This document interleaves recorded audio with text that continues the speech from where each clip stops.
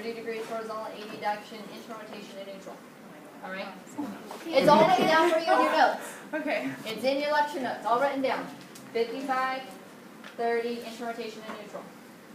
All right, it's written in your notes. Okay, if I'm doing an inferior glide is going to improve what two motions? Flexion, abduction. Okay, so I'm going to, this is going to be my stabilizing hand, so I'm going to come up in the armpit to stabilize the scapula that way with this hand. Then I'm going to be doing, relax, I'm going to be pulling this humerus right down towards me.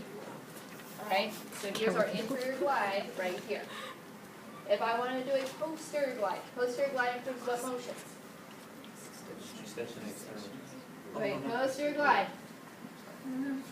Flexion, interrotation. Alright? Stop talking. Now on this, we have to remember where the scapula sits, right? Because the scapula isn't parallel with the table, it goes along the rib cage. Because the scapula goes on the rib cage, it's sitting at this angle as opposed to here. Okay, with the scapula sitting at this angle, that makes the glenoid fossa here. So we have to go parallel to the treatment plane, so it'll be a posterior lateral glide. It's not going to be straight posterior, it's going to be posterior lateral. Alright? So, I'm going to come off the edge of the acromion, so my hand's right on the head of the humerus. Relax. And then I'm going to do a posterior lateral glide right there. Alright. You guys have any questions with that? Okay. Flip one over.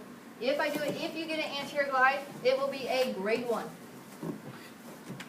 Okay? That's all I really want you to know is a positioning for an anterior glide. Anterior glide would improve what? And? External. Rotation. So extension, external rotation. So our loose back position is still the same. So it's going to be 55, 30 degrees, internal rotation, and neutral. If his humerus is parallel with the table, is that loose back position? Absolutely not. All right? So 30 degrees of that horizontal abduction. So I'm going to rest his humerus on my quad.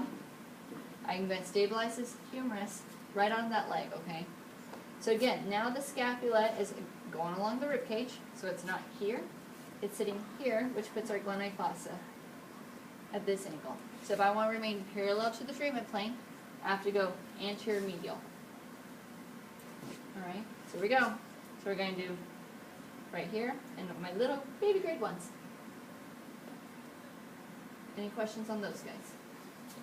Alright, let's read for the children.